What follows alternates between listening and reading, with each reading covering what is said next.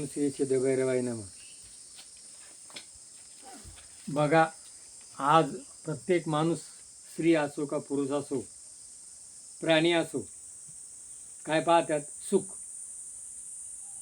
सुखा लागी जरी तू करशी तळमळ. प्रत्येक माणूस सुखाच्या पाठीमागे लागला. आणि भगवंतांना सुख कुठे? हे कुठं दाखवलंय? गीतेच्या दुसऱ्या अध्यायामध्ये. काय दुसऱ्या अध्यायामध्ये काय दाखवलेलं आहे? तम तथा कृपया विस्ता मश्रुती फल सेनम विषदांती वाक्य मोहात मधुना.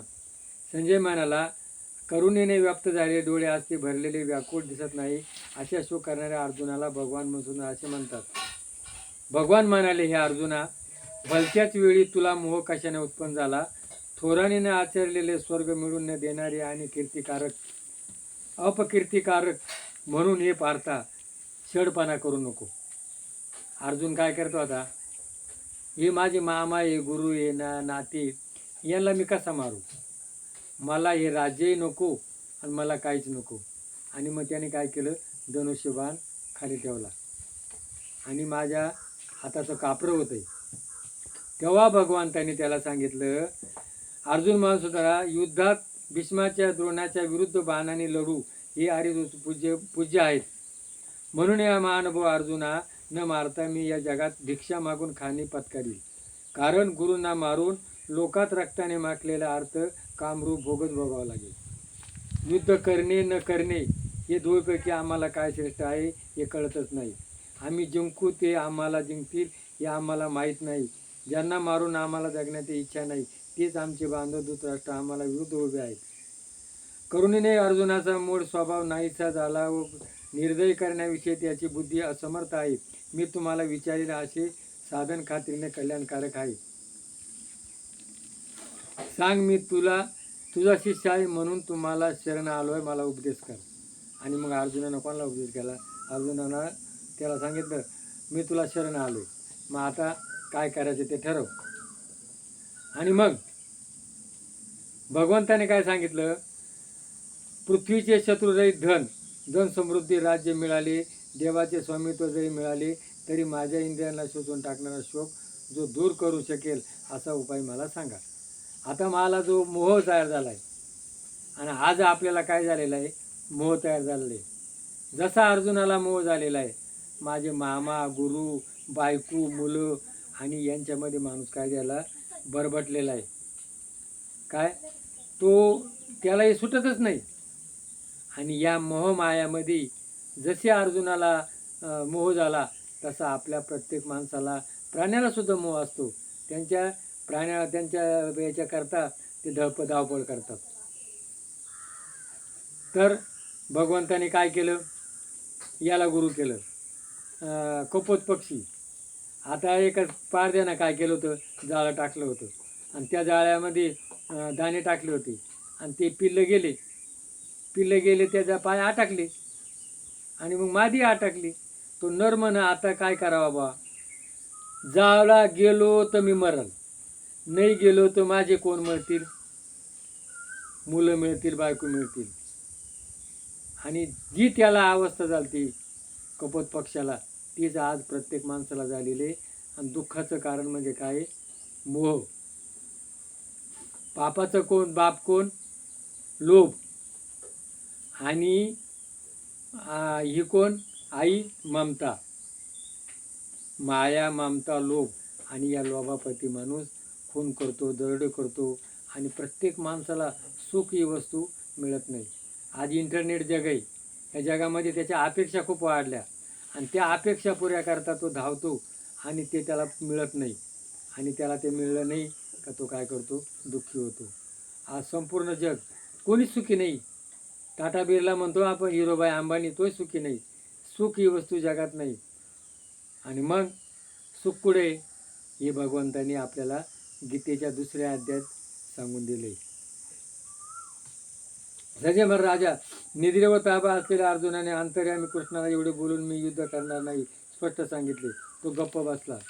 भगवंताने त्याला सांगितलं, का बाय, तू जर युद्ध केलं तर राजा होशील. आणि तू कोण आहे? क्षत्रिय. क्षत्रिय ना, मग तुझं काम काय? युद्ध करायचं. आणि युद्ध जर तू नाही केलं तर तू कोण जाशील? नरकाला जाशील. जिंकला तर राजा होशील, जिंकला मेला तर स्वर्गाला जाशील. आणि म्हणून जो अर्जुनाला तुझं काम काय? मारणं न मारणं हे कोणाच्या हातात आहे? माझ्या हातात आहे. तसं प्रत्येक माणसापाशी कर्म हे केलंच पाहिजे. तू कोण आहे? भंगी आहे ना, तुझं काम कर. तू ज्या कोणात जन्माला आलेले आणि मग आज काय झालेला वर्ण संस्कार बिघडला. कोणी कोणाचा धंदा करतो, ज्याला वाटेल तो धंदा करतो. आणि मग ज्याचा त्याचा धंदा ज्याच्यानी जर केला तर दुसऱ्याला काम मिळेल. आणि आज त्याला काम मिळत नाही, म्हणून आज प्रत्येक माणूस दुःखी आहे. म्हणून वर्ण संस्कार दिलेला आहे. ज्याचं त्याचं काम आहे ना, ज्याच्याने ते केलंच पाहिजे. आणि आज काय आहे? कर्मच नको आहे. फुकट कसं मिळेल? मुलांना काय पाहिजे? आयतं ATM पाहिजे, बापाचं ATM पाहिजे, बापाची संपत्ती पाहिजे, मुलीला संपत्ती पाहिजे. आणि बापाला सांभाळायचं नाही, आईला सांभाळायचं नाही. म्हणून कर्म कर. कर्मानुबंधे मनुष्य लोके. प्रत्येकाने कर्म केलं पाहिजे. आपलं जे कर्म आहे ना, मग फळ मिळो का न मिळो, निरपेक्ष कर्म करायचं, म्हणजे तो सुखी राहणार आहे. आपण काय करतो? पहिले अपेक्षा ठेवतो. देवाकडे जर गेला ना, हातभर चिठ्ठी घेऊन जातो आणि एक नारळ घेऊन जातो. आणि त्या हातभर चिठ्ठीमध्ये मला हे दे, मला ते दे. सांगा, तुमच्यापाशी जर गेलं ना, तुम्ही काय म्हणाल? आपलं म्हणणं थोडक्यात सांगा. काय सांगितलं जातं? शॉर्टकट. आज आपल्याला जर ऐकायला वेळ नाही, देवाला वेळ आहे का तुमचं ऐकायला? मग देवापाशी काय मागायचं? देवा समाधान दे, सुखी ठेव. समाधान, सुखही नाही. देवापाशी नाही सुखाचे गतुडे, आणून देईल तुमच्या हाती. देवापाशी सुखही नाही, देवानं दुःख भोगलं. म्हणून सुख दुःख समय कृत्वा तथा लाभ लाभो पराजया. जीवनामध्ये ना, सुख आलं ना येऊ दे, दुःख आलं ना येऊ दे, तर फायदा झाला ना हो दे, तोटा झाला ना हो दे. म्हणून सुख दुःख समय कृत्वा तथा लाभ लाभो पराजया. मला फायदा झाला तरी चालेल, मला दुःख आलं ना तो देवाचा प्रसाद आहे. तर आजचा माणूस काय करतो? सुख आलं का उन्मत्त होतो आणि दुःख आलं का रडत बसतो. दोनच क्रिया आहेत. म्हणून सुख आलं तरी माजू नका, दुःख आलं तरी. हा दुःख हे काय? भगवंताचं प्रसाद आहे. आणि ते काय येतं? आपल्या पुनर्जन्म. पहिल्या जन्माचं जे भोग आहे ते प्रत्येकाला भोगावं लागतात, कोणालाच चुकत नाही. तुका म्हणे लेखा न चुके ब्रह्म देखा. आणि आता जे कर्म करू, म्हणून कसं कर्म करा? सत्कर्म करा, वाईट कर्म करू नका.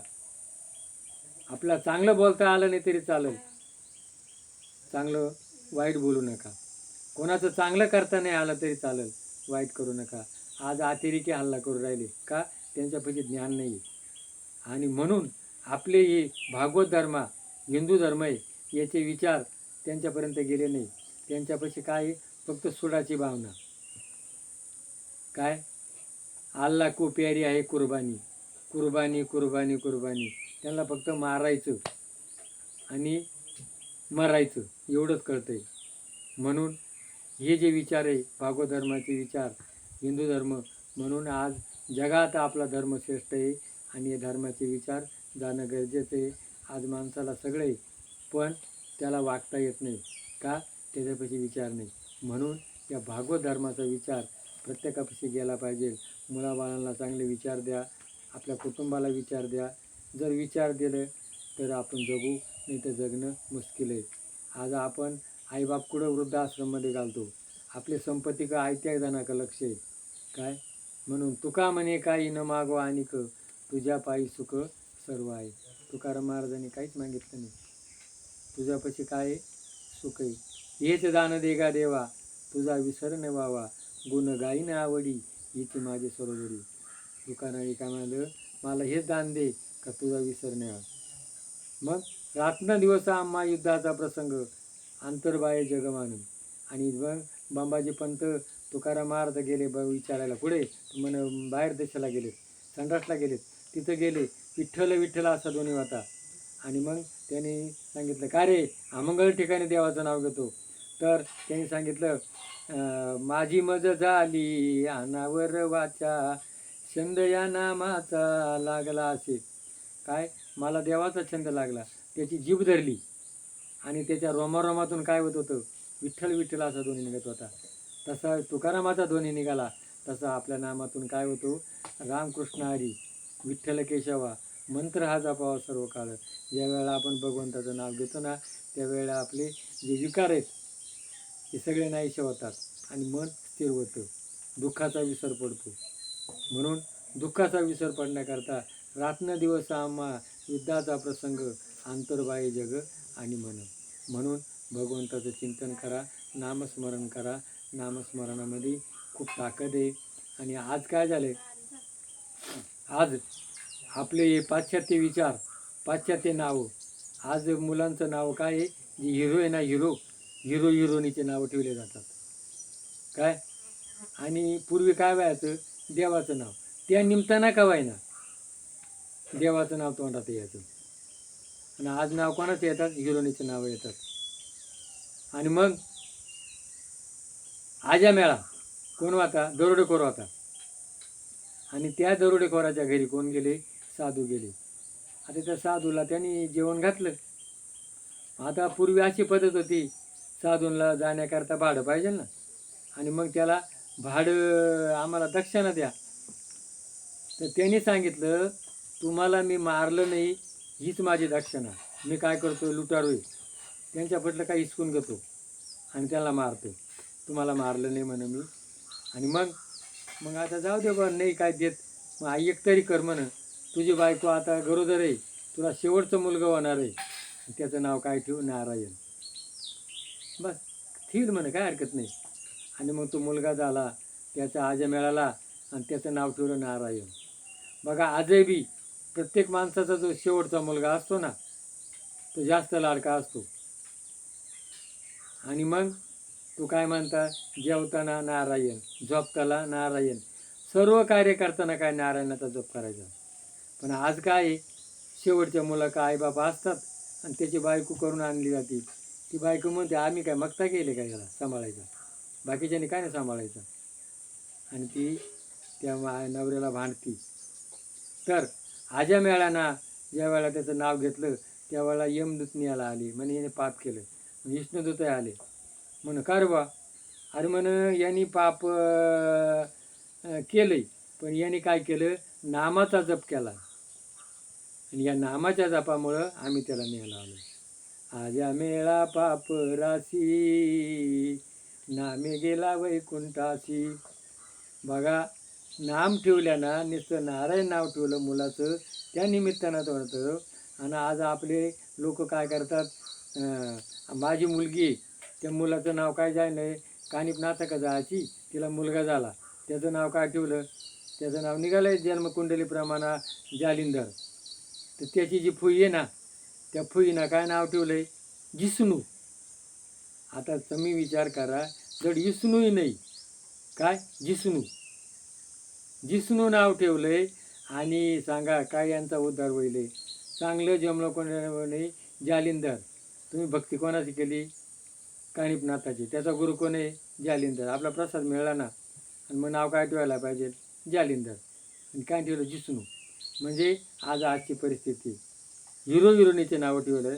तर कृपा करून नावं, मुलींचे नाव काय ठेवा, तारा, सीता, मंदोदरी, रामकृष्ण, त्या निमताना का व्हायना तुमच्या तोंडात नाव येईल. हे पटलं असेल तर क्लिक करा. जय भैरवनाथ महाराज की जय.